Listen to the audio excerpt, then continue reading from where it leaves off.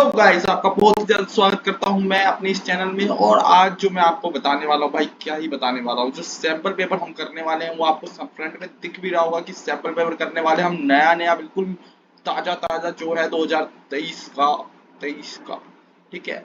तो ये जो हम करने वाले हैं इस सैंपल पेपर से आपको पता चलेगा सीबीएसई वाले जो है वो कितना आगे चल रहे हैं और वो क्या क्या करने वाले हैं तुम्हारे साथ, और तुम्हारे साथ जो है वो पेपर में क्या क्या होने वाला है। इसलिए जल्दी से इस वीडियो को लाइक करो और अपने दोस्तों को शेयर करो जिसको आप प्यार करते हो यार। जिसको नहीं करते उसको तो नहीं करोगे, मुझे पता है, ठीक है। तो जिसको प्यार करते हो उसको शेयर करो, और ऐसी इंटरेस्टिंग वीडियो के लिए जो आपके सीबीएसई बोर्ड में 90% ला सकती है उसको प्लीज प्लीज प्लीज बढ़ावा दो यार। आपका काम होगा, आपका ही काम है, आपके लिए करते हैं, आपके लिए चैनल बनाया है, आपकी मदद करते हैं, ठीक है। तो स्टार्ट करते हैं। ये देखो नया कंटेंट है। सीबीएसई वालों ने क्या किया है इस बार फेरबदल ज्यादा वैसे किया नहीं है, लेकिन क्या किया, 39 क्वेश्चन देंगे, 5 सेक्शंस होंगे। उसमें से आपको दिख रहा होगा यहाँ पे लिखा हुआ है कितने, 20 ऑब्जेक्टिव है, 6 शॉर्ट है, 7 आपके 30 से 50 वर्ड लिखना होगा, 7 आपका क्या है शॉर्ट आंसर है जो 50 से 80 वर्ड लिखना होगा, फिर 3 आपके लॉन्ग आंसर है जो 80 से 120 वर्ड लिखना होगा, ठीक है। और फिर आपके 3 सोर्स बेस्ड क्वेश्चन है जो 4 मार्क्स से होंगे ईच, ठीक है। तो चलिए शुरू करते हैं। हमारा एमसीक्यू पोर्शन जो है वो हम कवर करेंगे इसमें, और देखेंगे कैसे कैसे क्वेश्चन इसमें डालने की कोशिश की है सीबीएसई वालों ने, और कैसा कैसा जो है वो धमाका करने की कोशिश की है। तो बने रहिएगा भाई, आपके बहुत ही काम की वीडियो है ये, लास्ट तक बने रहिएगा। हाँ, मैं हो सकता है मैं थोड़ा अच्छे से कर ना पाऊँ, फिर भी आप बने रहिएगा।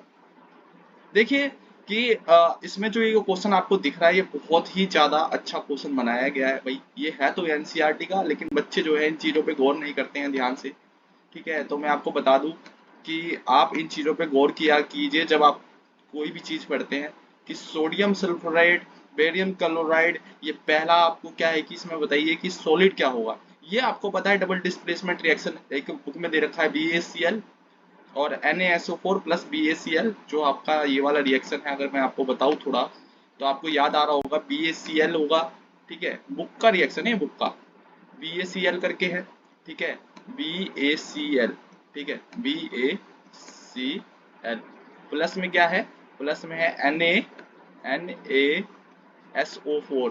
BaCl का मतलब पता है आपको, पता है कि नहीं पता भाई, पता है, पता है ना। तो क्या होता है BaCl का मतलब, बैरियम क्लोराइड लिखा भी हुआ है भाई। BaCl का मतलब ये, BaSO4 का मतलब जब ये रिएक्शन हो जाता है तो क्या बनाता है, BaSO4 बनाता है, सोडियम सल्फरेट सल्फरेट इसके पास आ जाता है, क्लोराइड इसके पास चला जाता है, यही तो होता है रिएक्शन के बाद। तो आप ये बताइए इसमें सॉलिड क्या है, सॉलिड तो यही हुआ ना सोडियम क्लोराइड।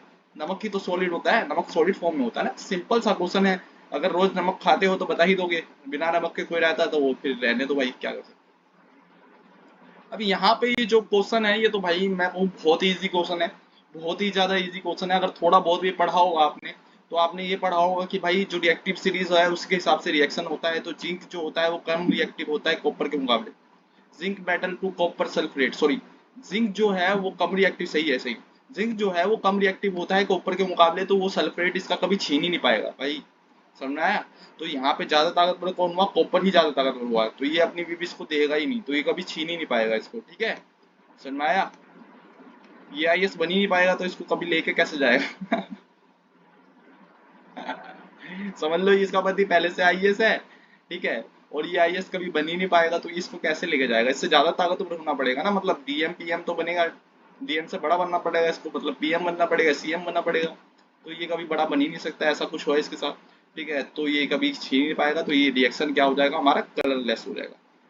नेक्स्ट जो है आपका mild non corrosive basic salt. देखो नॉन कोरोसिव बेसिक सोल्ट आपका होता है सोडियम हाइड्रोकार्बोनेट। वेरी गुड, चलो आगे बढ़ते हैं, आगे क्वेश्चंस देखते हैं। डिल्यूट सल्फ्यूरिक एसिड डाल दिया मैंने, ठीक है।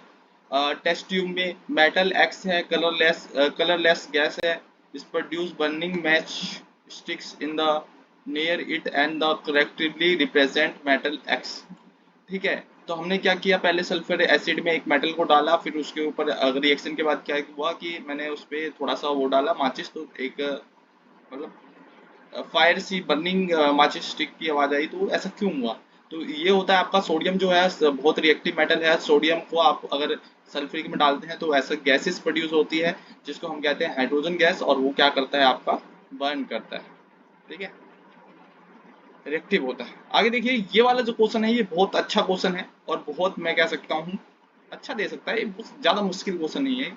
अब यहाँ पे देखिए यहाँ पे क्या दे रखा है कि ये बताइए मुझे कि इसमें से कौन सा है जो सोडियम ऑक्साइड के बारे में बताता है। सोडियम आपको पता है कि सोडियम आता है 11वें नंबर पे, तो इसके लास्ट में वैकेंसी कितनी होगी, एक। और ये एक होगी और ये ऑक्सीजन के साथ रिएक्शन करेगा, ऑक्सीजन के लास्ट में आता है 6, 6 आता है ना। और सोडियम कितना है, सोडियम के आखिरी में है आपका, सोडियम के आखिरी में कितना है भाई, सोडियम के आखिरी में एक है। तो 2 सोडियम लगेंगे इसको, इसका पूरा करने के लिए 2 सोडियम लगेंगे। ऑक्सीजन का पूरा करने के लिए कितने सोडियम लगेंगे, 2 सोडियम लगेंगे। तो ये कितना देगा इसको, सोडियम कितने होंगे, 2। और ये दे रहे हैं, सोडियम दे रहे हैं भाई, सोडियम प्लस में आएंगे और ये दे रहे हैं तो ये माइनस में आएंगे। कितने माइनस में आएंगे, 2 चाहिए तो 2 माइनस में आएंगे। वेरी गुड, मैं अपने आप को कह रहा हूँ, आपको नहीं। आगे देखिए, an element which atomic number will form a basic, basic वो फॉर्म करते हैं जिसके आखिरी में वैकेंसी होती है 1 2 और आपका ए बन जा 3। वेरी गुड, अपने आप को ही कह रहा हूँ। ये क्वेश्चन मुझे बहुत पसंद आया, मेरे को बहुत पसंद आया। ये तो मैथ का क्वेश्चन लग रहा है मुझे। क्या है कि एक एलिमेंट है 50% ऑफ द इलेक्ट्रॉन्स उसके पूरे हो जाएं ऐसा बताइए। समझ लिए मैं कह रहा हूँ कि मेरे को 8 पूरा करना है, 50% कब होगा, जब मैं 4 पूरा करूंगा। वेरी गुड, इतना समझ में आया। मतलब हमें ऐसी चीज पकड़नी है जिसमें वैकेंसी आधी हो, ठीक है। तो आप ये देखेंगे कि 10 नंबर पे अगर कोई मेटल होगा तो पहले में 2, दूसरे में कितना 8, ये तो पूरा हो गया भाई, 100% पूरा हो गया। फिर ये वाला लेते हैं, ठीक है, ये तो हो गया। ये देखते हैं, ये भी आपका ये नहीं होगा। ये देखते हैं 2 8, लास्ट में बचा 2, नहीं ये भी नहीं होगा। फिर आगे देखते हैं आपका 14, पहले 2 8 4, यहाँ पे देखो कुछ लिखा भी है, filled in the third cell and second cell, ठीक है।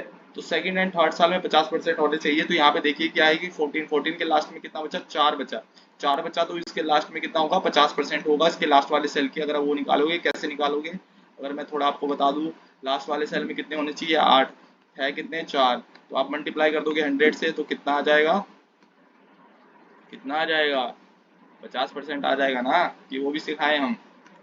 तो ये होगा आंसर 14।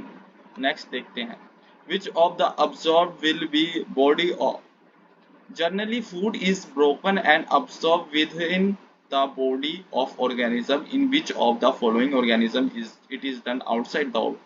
तो इसका एग्जाम्पल है और इसका आंसर है आपका मशरूम। मशरूम किसकी प्रजाति है, फंगी की प्रजाति है। और फंगी क्या करते हैं, अपने बॉडी के बाहर आउटसाइड में क्या करते हैं, सारी चीजें करते हैं, ऑब्जर्व करते हैं चीजों को, ठीक है। जैसे हम क्या करते हैं, हम बॉडी के अंदर डालते हैं खाने को, उसके बाद ऑब्जर्व करते हैं, ये बाहर से ऑब्जर्व करते हैं। रेसिपिटरीज मतलब जो दिखाते हैं, क्या दिखाते हैं, आप देखो गस्पेटरीज को रेसिपिटरीज कहते हैं हम टेस्ट को। इसका रिलेशन किसके साथ है, टेस्ट के साथ। और टेस्ट किसके साथ रिलेशन कर रहा है, आपका टंग के साथ। Easy question, easy peasy, easy peasy. A farmer has, farmer want to grow banana, banana grow करना चाहता है। और वो बनाना ग्रो करने के लिए क्या कर रहा है कि enough to the plant already available in the field, which of the following method will be, मतलब ये कौन सा मेथड यूज करेगा भाई। देखो फार्मर है, वो क्या चाहता है, वो जेनेटिकली क्या चाहता है कि बनाना ग्रो कर रहे हैं उसी प्रजाति की। तो क्या करूंगा भाई, मेरे को अगर करना होगा, मैं उसका एक लूंगा केला, ठीक है, उसको काट दूंगा बीज से, उसको एक वाटर में डाल दूंगा। वाटर में डालने के बाद वो उसमें ग्रो होने लग जाएंगे क्या, आप देखना उसमें थोड़े से मतलब पत्ते निकलने लगेंगे, ऐसे ऐसे ऐसे ऐसे ऐसे ऐसे ऐसे ऐसे ऐसे ऐसे। इतने भी गंदे नहीं निकलेंगे, रुक जाओ। पत्ते कैसे कलर के होते हैं भाई, ग्रीन कलर के होते हैं ना। मैं भी यार, ये देख, थोड़ा ग्रीन कर देते हैं। अरे यार ये क्या ग्रीन हो गया, कही तो रहे हैं हमको ना, देहाती बंदे को लैपटॉप दोगे तो यही होगा ना। कह रहे थे हम बोर्ड पे पढ़ाएंगे, तो नहीं, लैपटॉप लीजिए आप। तो इसमें चलाना भी नहीं आता है हमको, बंद ही नहीं होता है हमसे। अरे बंद हो जा मेरे भाई, आगे बढ़ो। आगे आप, ओ इसका आंसर तो बताया नहीं, आगे बढ़ो। ये होगा इसका आंसर, वेजिटेशन प्रोपोगेशन।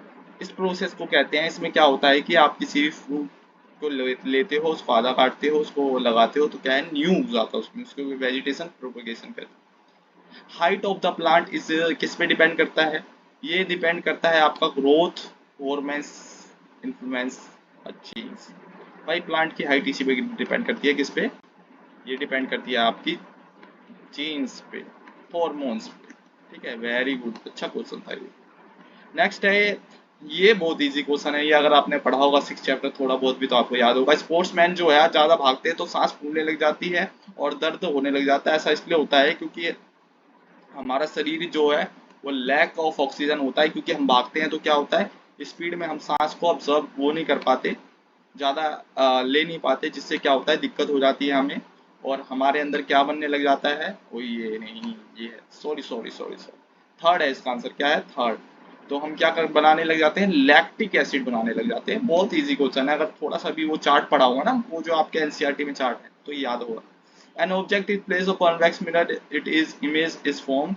जो ऑब्जेक्ट अगर उसमें बनता है, क्या बोलते हैं, कॉन्वेक्स मिरर में, तो कॉन्वेक्स मिरर में आपको पता है कि बिहाइंड द वो बनाता है, कॉन्वेक्स मिरर क्या बनाता है, बिहाइंड द इमेज बनाता है, जिसमें हम कह सकते हैं कि ये बनाता है आपका diversion, diversion lens, diversion mirror होता है ये।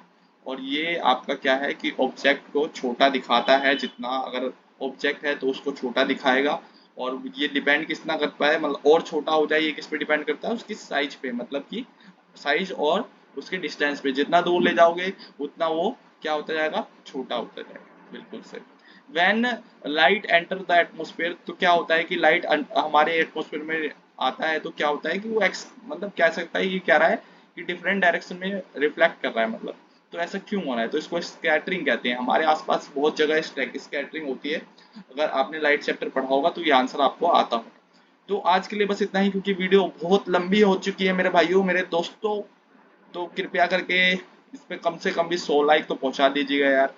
ज़्यादा नहीं मांगता हूँ, गरीब इंसान हूँ, ठीक है, तो जितना मांग रहे हैं उतना दे दीजिएगा प्लीज़। और फिर अगर अच्छी लगी हो तो प्लीज़ चैनल को सब्सक्राइब भी कर दीजिएगा, ताकि मेरी बकवास थोड़ी और सुननी जाए आपको, ठीक है। तो ऐसे ही मिलते रहेंगे, करते रहेंगे और धमाका करेंगे भाई इस बार बोर्ड में, ठीक है। तो चलिए, चलिए क्या, bye bye, tata, good night, see you. Please like and share and subscribe my channel.